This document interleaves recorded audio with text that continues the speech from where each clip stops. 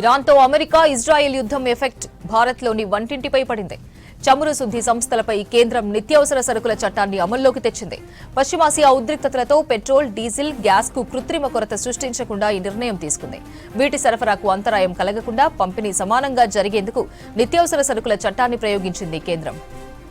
హైదరాబాద్ లో డొమెస్టిక్ సిలిండర్లు బుక్ కావడం లేదు. ఖచ్చితంగా ఒక సిలిండర్ తీసుకున్న 25 రోజుల తర్వాతే రెండో సిలిండర్ బుక్ ఆప్షన్ అమల్లోకి వచ్చింది.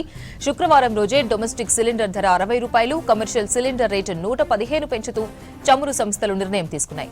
ప్రస్తుతం కమర్షియల్ సిలిండర్ల సప్లైని ఆయిల్ కంపెనీలు నిలిపివేశాయి. ఈ ఎఫెక్ట్ రెస్టారెంట్లు, హోటళ్లపై తీవ్రంగా పడింది. ముంబైలో 20% హోటళ్లు బంద్ పెట్టుకున్నట్టు తెలుస్తోంది. కమర్షియల్ గ్యాస్ సిలిండర్ల షార్టేజ్ ఇలానే ఉంటే 2 రోజుల్లో ముంబైలోని 50% వరకు హోటళ్లు మూతపడే అవకాశం ఉంది. పరిస్థితి ఇలానే ఉంటే దేశవ్యాప్తంగా వేలాది హోటళ్లు తాత్కాలికంగా మూతపడే ప్రమాదం ఉందని హోటల్ సంఘాలు హెచ్చరిస్తున్నాయి. కమర్షియల్ సిలిండర్ల షార్టేజ్ పై బెంగళూరు హోటల్స్ అసోసియేషన్ బంద్ పాటిస్తోంది. వాణిజ్య ఎల్పీజీ సరఫరా నిలిచిపోవడంతో ఇవాల్టి నుంచి నగరంలోని అనేక హోటళ్లు మూతపడే పరిస్థితి ఏర్పడింది. హోటల్ పరిశ్రమను అత్యవసర సేవల విభాగంగా పరిగణిస్తారని, రోజువారీ భోజనానికి హోటళ్లపై ఆధారపడే సాధారణ ప్రజలు, వృద్ధులు, విద్యార్థులు, ఆసుపత్రి రోగులు తీవ్ర ఇబ్బందులు ఎదుర్కొంటారు. గ్యాస్ సరఫరా సమస్యను పరిష్కరించాలని చెన్నై హోటల్స్ అసోసియేషన్ ప్రధానమంత్రి నరేంద్ర మోదీకి లేఖ రాసింది. దిగుమతి అయ్యే ఎల్పీజీని ప్రస్తుతం ఆసుపత్రులు, విద్యాసంస్థలు తదితర అత్యవసర రంగాలకు ప్రాధాన్యంగా కేటాయిస్తున్నట్లు అధికారులు చెప్పారు.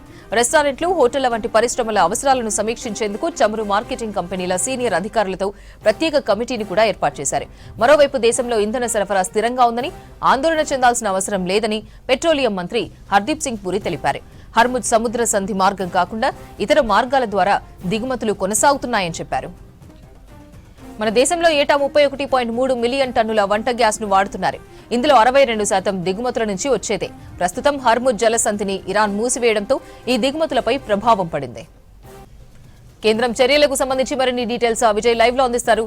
విజయ్, గ్యాస్ సరఫరా కేంద్రం ఆదేశాలకు సంబంధించి వివరాలేంటి?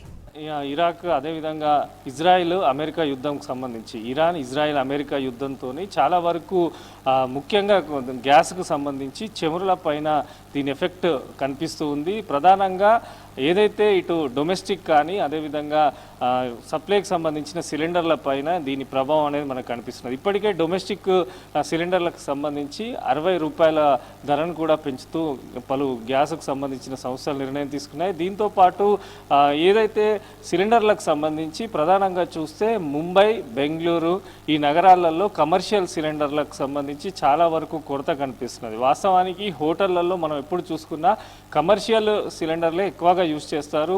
2-3 రోజులకు ఒకసారి ఒక సిలిండర్ అయిపోతున్నటువంటి సిచ్యువేషన్ మనకు కనిపిస్తుంది. అయితే కేంద్రము ఒక చట్టాన్ని కూడా అమలు చేసింది. నిత్యావసర సరుకులకు సంబంధించి చట్టాన్ని అమలు చేస్తూ కేంద్ర నిర్ణయం తీసుకుంది.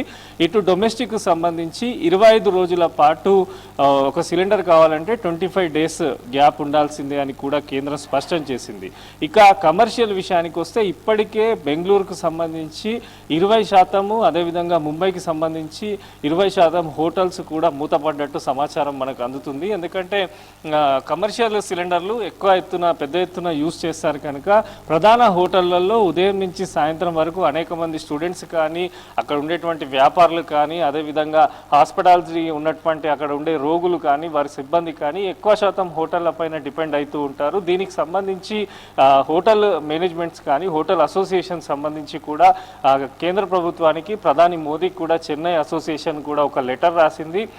ఏదైతే ఈ కమర్షియల్ సిలిండర్స్ ఉన్నాయో వీటి ద్వారా దేశవ్యాప్తంగా ఇబ్బందులు తలెత్తే అవకాశం ఉన్నాయి. దీనిపైన కేంద్రము ఖచ్చితంగా చర్యలు తీసుకోవాలి. హార్మోజ్ జలసంధికి సంబంధించి ప్రధానంగా ఒకసారి గ్యాస్ సప్లై చూసినట్టయితే పెద్ద ఎత్తున దాదాపు 62% హార్మోజ్ జలసంధి నుంచి మనకు ఈ వంట గ్యాస్ వినియోగానికి సంబంధించి కూడా వస్తూ ఉంటుంది. అక్కడ ఇరాన్ ఈ జలసంధిని మూసివేయడంతో ఖచ్చితంగా ఎఫెక్ట్ కనిపిస్తుంది. ఇక కేంద్రం ఈరోజు తీసుకున్నటువంటి అనేక అంశాలు కూడా మనం చూస్తే కేంద్రం చెప్పే అంశాలు ఏంటంటే 25 రోజులు ఏదైతే బ్లాక్ మార్కెట్ను నిషేధించడానికి నిర్ణయం తీసుకున్నాము అని చెప్పి కేంద్రం చెప్తూ ఉంది. మరోపక్క హోటల్స్కు సంబంధించి వారి అసోసియేషన్ కానీ అయితే ఇప్పుడు హైదరాబాద్ సంబంధించి ఎఫెక్ట్ ఇప్పుడు కనిపిస్తలేదు. అయినప్పటికీ బెంగళూరు, ముంబై వంటి, చెన్నై వంటి ప్రధాన నగరాల్లో హోటల్స్ మూతపడే పరిస్థితి అయితే కనిపిస్తుంది అని చెప్పి కూడా వారు నేరుగా కేంద్ర ప్రభుత్వానికి, ప్రధాని మోదీకి కూడా లెటర్లు రాస్తున్నటువంటి సిచ్యువేషన్ మనకు కనిపిస్తున్నది. సిలిండర్ల వినియోగానికి సంబంధించి కూడా కొన్ని సంస్థలు నేరుగా కస్టమర్లకు కూడా ఇప్పుడే మెసేజ్లు పెడుతున్నటువంటి సిచ్యువేషన్ మనకు కనిపిస్తుంది. 25 రోజుల తర్వాతనే ఎవరైనా ఇటు కస్టమర్ ఒక సిలిండర్ పొందాల్సి ఉంటుంది. గతంలో వారం నుంచి 10 రోజుల వరకు సిలిండర్స్ చాలా వరకు ఇళ్లలో ఉపయోగించుకునేవారు. మరోపక్క ఇప్పుడు పెళ్లిళ్ళ టైం, వెడ్డింగ్ టైం కావడంతో ఖచ్చితంగా గ్యాస్కు సంబంధించినటువంటి ఉపయోగం పెద్ద ఎత్తున ఉంటుంది. అన్ని ఫంక్షన్ హాల్స్ కానీ మిగతా వెడ్డింగ్ సంబంధించి కూడా ఈ గ్యాస్ సిలిండర్ల కొరత లేకుండా చూడాలని చెప్పి కూడా ప్రజలు కోరుతున్నటువంటి సిచ్యువేషన్ మనకు కనిపిస్తుంది. ఇక ఇది ఇలా ఉంటే పెట్రోల్, డీజిల్లకు సంబంధించి అయితే ఏదైతే ఇటు ఇరాన్కు సంబంధించి అక్కడ పరిస్థితులు బాగా లేకున్నప్పటికీ మిగతా దేశాల నుంచి సప్లై చేసుకునే విధంగా కూడా కేంద్ర ప్రభుత్వం ఆల్టర్నేటివ్గా అన్ని రకాల జాగ్రత్తలు తీసుకుంటుంది. ఇటు పెట్రోల్, డీజిల్కు సంబంధించి ఎక్కడ కూడా కొరత ఉండే అవకాశం లేదు అని చెప్పి కూడా పెట్రోలియం మంత్రిత్వ శాఖ కూడా ప్రకటించడం జరిగింది. ప్రధానంగా గ్యాస్కి సంబంధించి నిత్యావసర సరుకుల చట్టాన్ని కేంద్రం అమలు చేస్తుంది కనుక ఇప్పుడు కస్టమర్లు కానీ, ప్రజలు కానీ గుర్తించాల్సింది ఏంటంటే ఒక సిలిండర్ 25 డేస్ తర్వాతనే మళ్ళీ వాళ్ళకి బుకింగ్ అయ్యే అవకాశం కనిపిస్తున్నది. ఒక సిలిండర్ ఖచ్చితంగా 25 రోజులు వాడుకోవాలని చెప్పి కూడా కేంద్ర ప్రభుత్వం చెప్పింది. అయితే ప్రధానంగా ఎల్పిజి సప్లైకి సంబంధించి ఎక్కడైతే ఎక్కువగా వినియోగం ఉంటుందో లైక్ హాస్పిటల్స్ కానీ, విద్యా సంస్థలకు సంబంధించి ముందుగా ఫోకస్ పెట్టామని చెప్పి కూడా కేంద్ర ప్రభుత్వం చెప్తున్నది. ఇక యుద్ధం ఇట్లానే కంటిన్యూ అయితే మాత్రం భవిష్యత్తులో ఈ ఎల్పిజి సప్లైకి సంబంధించి కూడా తీవ్ర స్థాయిలో ఇబ్బందులు తప్పే అవకాశాలు కూడా ఇబ్బందులు కూడా గురయ్యే అవకాశాలు ఉన్నాయి. ప్రధాన పట్టణాల్లో ఇప్పటికే హోటల్స్ పైన ఈ ప్రభావం చూపడంతో అక్కడ ఉండేటువంటి స్టూడెంట్స్ కానీ, వ్యాపారవేత్తలు కానీ, చిరు వ్యాపారులు కానీ చాలా వరకు కూడా హోటల్స్ పైన ఆధారపడి ఉంటారు. వారికి సంబంధించి కొన్ని హోటల్స్ క్లోజ్ కావడంతో ఇబ్బందికరమైనటువంటి సిచ్యువేషన్స్ అయితే